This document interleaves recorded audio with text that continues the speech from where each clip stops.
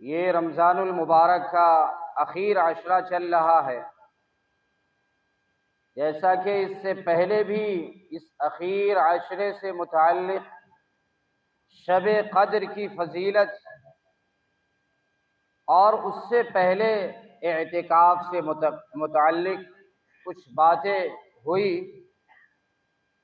ابھی جو بات کرنی ہے، ایک تو یہ کہ شب قدر، دوسری بات جس سے ہم اور آپ الوداعی جمعہ کہتے ہیں،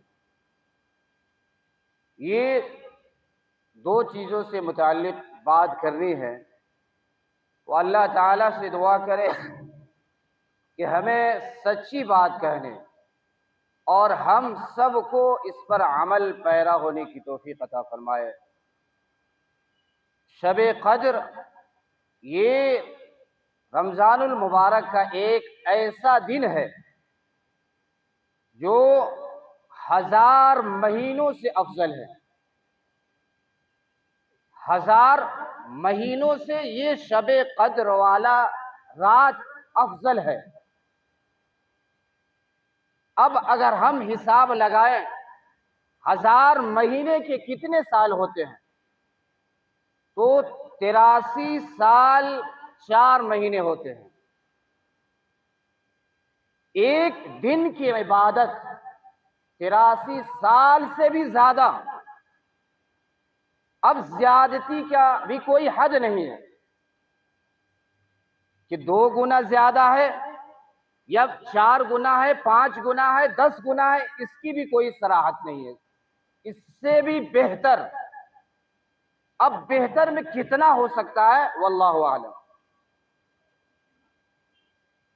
اللہ تبارک و تعالی نے ہمیں یہ موقع دیا کہ ہم شب قدر میں اللہ کی عبادت کریں۔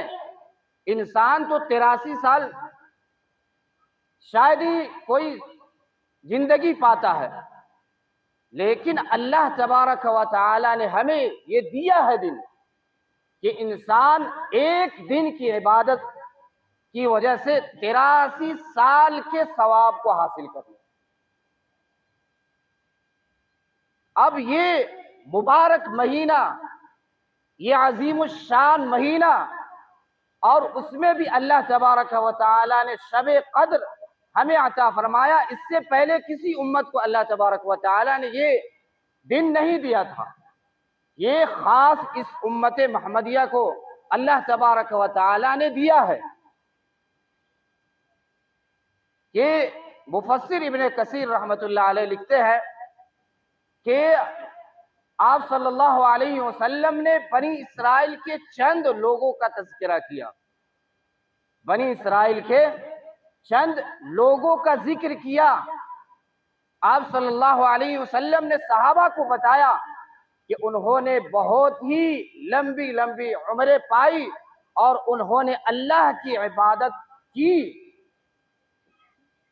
اپنے عمر کو غنیمت سمجھ کر انہوں نے اپنے عمر جتنی کافی ان کو ملا تھا، اس میں اللہ تبارک و تعالیٰ کی اس نے عبادت کی۔ تو اب صحابہ کرام کو فکر ہوا کہ ان کی عمر تو اتنا لمبا اتنا زیادہ، اور اس کے مقابلے میں ہماری عمر 60 سال 50 سال، اس کے اور ہمارے اعمال میں مقابلہ کہاں ہو سکتا؟ تو اللہ تبارک و تعالی نے اسی کے اوپر یہ سورہ قدر نازل فرمایا۔ اس میں بتایا کہ تمہارے لیے ایک ایسا مہینہ ہے، ایک ایسا تاریخ ہے، ایک ایسا رات ہے جو 1000 مہینوں سے افضل اللہ تبارک و تعالی نے بنا دیا، تاکہ یہ امت افسوس نہ کرے، اس دن کی تلاش میں لگے۔ اگر انسان پا لیتا ہے تو اس کو 83 سال سے بھی زیادہ، اس سے بھی بہتر کی کوئی حد نہیں، اتنا عرصے میں عبادت کرنے کا ثواب ملتا۔ اب ہم سوچیں کہ ہم کیا کر رہے ہیں اب دوسری بات یہ ہے کہ شب قدر نام رکھنے کی وجہ کیا ہے؟ اللہ تبارک و تعالی نے شب قدر نام کیوں رکھا؟ شب قدر کے معنی ہی آتے ہیں مرتبے اور بلندی کے۔ اللہ تبارک و تعالی نے اس رات کو مرتبے والا، بلند مقام والا اللہ تبارک و تعالی نے اس رات کو بنایا ہے۔ دوسری وجہ یہ ہے کہ شب قدر، قدر کے معنی فیصلے کے آتے ہیں۔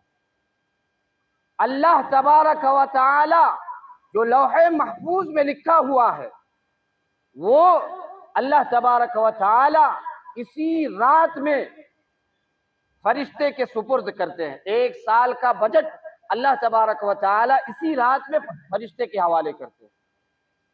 اس اعتبار سے بھی شب قدر نام رکھنے کی وجہ ہے۔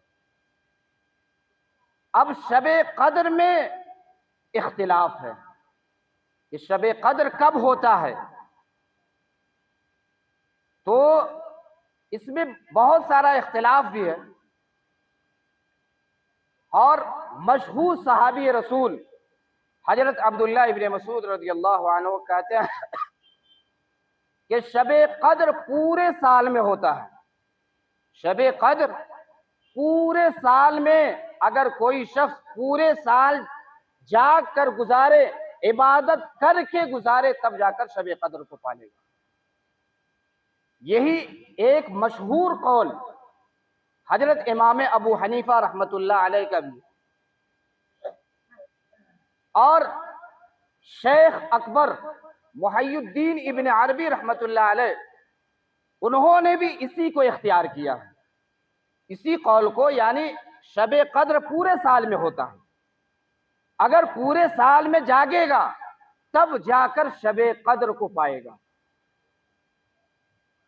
وہ لکھتے ہیں کہ ہم نے دیکھا ہے شب قدر کو کبھی شعبان کے مہینے میں، کبھی ربیع الاول کے مہینے میں، کبھی ربیع الثانی میں، کبھی رمضان المبارک کے اندر میں نے دیکھا۔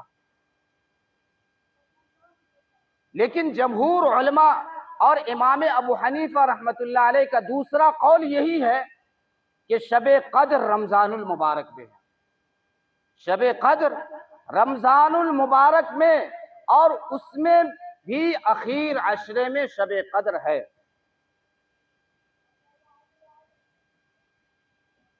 کہ رمضان المبارک کے اخیر عشرے میں ہے۔ اب اس کے تاریخ میں بھی اختلاف ہے۔